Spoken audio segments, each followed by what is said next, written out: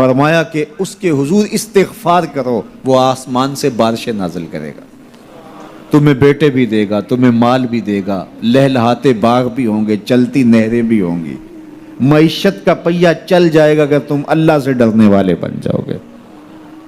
تو آج ہم کہتے ہیں یہ ہو فلاں ماہر اور فلاں شخص ہو تو پھر ہماری معیشت بہتر ہو سکتی ہے۔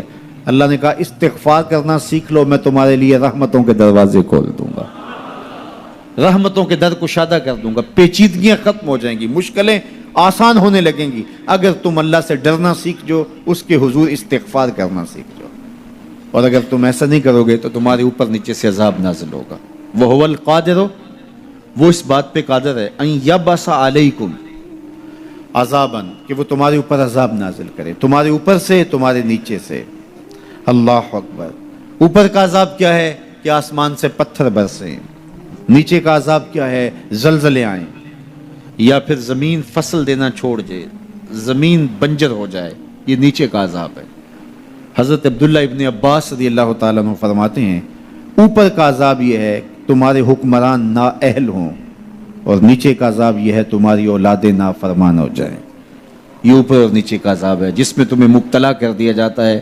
یہ کب ہوتا ہے؟ جب تم اللہ کے حکموں کے نافرمان ہو جاؤ۔ جب چند لوگ اللہ کے نافرمان ہو جاتے ہیں تو پھر ان چند لوگوں کو انفرادی اذیتوں میں اور مشکلات اور پیچیدگیوں میں مبتلا کیا جاتا ہے۔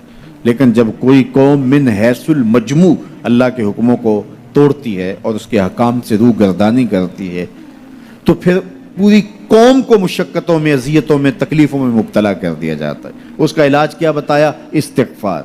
حضرت نوح علیہ السلام نے جو اپنی قوم سے کہا تمہیں مال بھی ملے گا، تمہیں دولت بھی ملے گی، تمہیں بیٹے بھی ملیں گے، سرسبز جو ہے وہ باغات بھی نصیب ہوں گے، ان کی شاخیں پھلوں سے لدی ہوئی ہوں گی، چلتی ہوئی نہریں اور برستی ہوئی بارش، ساون کے نچڑتے ہوئے بادل، اور ماحول کی خنکیاں اور خوبصورتیاں اور جمال اور لہلہاتے ہوئے سبزے، اور تمہارے اوپر ہر طرح کی عنایات برسیں گی اگر تم اللہ سے ڈرنا سیکھ جاؤ گے اور اللہ کے حضور استغفار کرنا سیکھ جاؤ گے، تمہیں خوشحال اور خوبصورت زندگی عطا کر دی جائے گی۔ اللہ اکبر۔ لیکن اگر تم ایسا نہیں کرو گے تو تمہاری معیشت تنگ کر دی جائے گی۔ استغفار کریں، تقوی کے خوگر ہو جائیں، شکر کرنے کی عادت ڈالیں۔ جو شکر کرتے ہیں اللہ تعالیٰ ان کو اور زیادہ عطا فرماتا ہے، دنیا میں بھی اور آخرت میں بھی۔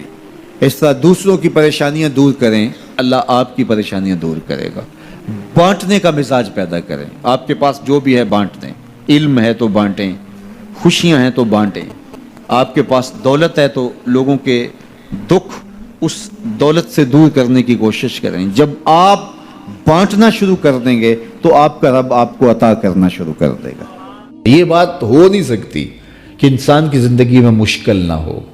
جب انسان کو پیدا کیا گیا تھا، اس کا خمیر گویا گیا تھا، تو 39 دن تک اس کے خمیر پر مٹی جو گوندی گئی تھی انسان بنانے کے لیے، اس پر 39 دن دکھوں کی بارش ہوئی تھی اور ایک دن خوشیوں کا می برسا تھا۔ تو انسان کی زندگی میں خوشیاں اور غم اس تناسب سے ہیں۔ لَقَدْ خَلَقْنَا الْإِنسَانَ فِي قَبْضٍ، انسان کی زندگی مشقتوں کا مجموعہ ہے، حالات کی تلخیوں کے سے مقابلہ کرنا پڑتا ہے۔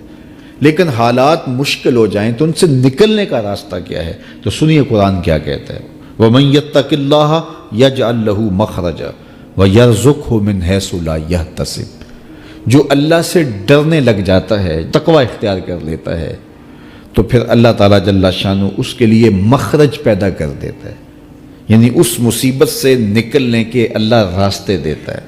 یہ اس شخص کا مقصوم ہے جو اللہ سے ڈرتا ہے۔ اس پر مشکلات اس پہ بھی آتی ہیں، یہ نہیں کہ اس پہ مشکلات نہیں آتی، زندگی کی مشکلات کا وہ بھی شکار ہوتا ہے، لیکن جو ہی مشکلات آتی ہیں ان مشکلات سے نکلنے کا اللہ اسے راستہ بھی عطا کر دیتا ہے۔ اور دوسری بات، وَيَرْزُقْهُ مِنْ حَيْثُ لَا يَحْتَسِبُ، اللہ اس کو وہاں سے رزق دیتا ہے جہاں سے اسے گمان بھی نہیں ہوتا، وہاں سے رزق دے دیتا ہے۔ بندہ تو یہ کہتا نا کہ مجھے یہاں سے ملے گا، یہاں سے، ایک بندے کی منصوبہ بندی ہے، لیکن جو اللہ سے ڈرنے والا ہوگا اللہ اس کو وہاں سے رزق دے گا جہاں اسے گمان بھی نہیں ہوگا، خیال بھی نہیں ہوگا کہ یہ راستہ بھی حصول رزق کا ہو سکتا ہے۔ تو یہ میرے رب کا وعدہ ہے اور میرے رب کے وعدے سچے ہیں۔ تو جب تم اللہ سے ڈرنے لگو گے تو یہ تخت و تاج، یہ دنیا کی عزتیں، یہ تمہارے قدموں میں ہوں گی۔ اس سے ڈرنے کا نتیجہ ہے جو تمہارا رب تمہیں عطا فرمائے گا۔ حضرت عمر رضی اللہ تعالیٰ عنہ کی خدمت میں ایک شخص آیا، اس نے کہا میرے ہاں اولاد نہیں ہے، تو آپ نے کہا استغفار پڑھا کرو۔ ایک دوسرا شخص آیا کہ صاحب بارشیں نہیں ہوتی، فرمایا استغفار پڑھا کرو۔ تیسرا شخص حاضر خدمت ہوا اور کہا کہ ہمارے ہاں قحط کا عالم ہے، فرمایا کہ استغفار پڑھا کرو۔ تو کوئی پاس بیٹھا تھا، اس کے اٹھ کے جانے کے بعد کہا کہ مختلف لوگ مختلف سوال لے کر آئے اور آپ نے ایک ہی جواب دیا کہ استغفار پڑھا کرو۔ تو کہا میں نے اپنے طرف سے تھوڑا دیا، یہ تو میرے رب کا فرمان ہے۔ کہا وہ کیسے؟ کہا سورہ نوح پڑھو، فَقُلْتُ اسْتَغْفِرُوا رَبَّكُمْ۔ حضرت نوح علیہ السلام نے اپنی قوم سے کہا کہ اپنے رب کے حضور استغفار کیا کرو، اِنَّهُ كَانَ غَفَّارًا۔ اس کا نتیجہ کیا ہے؟ جب تم استغفار کرو گے تو وہ تمہارے گناہ بخش دے گا۔ ایک تو فائدہ اس کا یہ ہوگا، وَيُرْسِلِ السَّمَاءَ عَلَيْكُمْ مِدْرَارًا، آسمان سے موسلادھار بارشیں بھی برسیں گی، وَيُمْدِدْكُمْ بِأَمْوَالٍ وَبَنِينَ، اور اللہ تمہیں استغفار کی برکت سے مالا مال بھی کر دے گا، وَبَنِينَ، اور تمہیں بیٹے بھی عطا کرے گا، وَيَجْعَلْ لَكُمْ جَنَّاتٍ وَيَجْعَلْ لَكُمْ أَنْهَارًا، تمہیں باغ بھی عطا کرے گا اور تمہیں چلتی ہوئی نہریں بھی عطا فرمائے گا۔ آج میں سمجھتا ہوں کہ پاکستانی قوم کو اجتماعی استغفار کی ضرورت ہے۔ آپ کے دریاؤں کا پانی سوکھ گیا، استغفار کریں گے اللہ تعالیٰ ان کو پانیوں سے مالا مال کر دے گا، بارشیں ہوں گی، قحط سالیاں دور ہوں گی، بے اولادوں کو استغفار سے اولاد نصیب ہوگی، اور معیشت کی بہتری جو ہے وہ استغفار کے ذریعے سے ہوتی ہے۔ تو یہ 5 چیزیں بیان فرمائیں تو استغفار سے خوشحال زندگی کا تصور ابھرتا ہے۔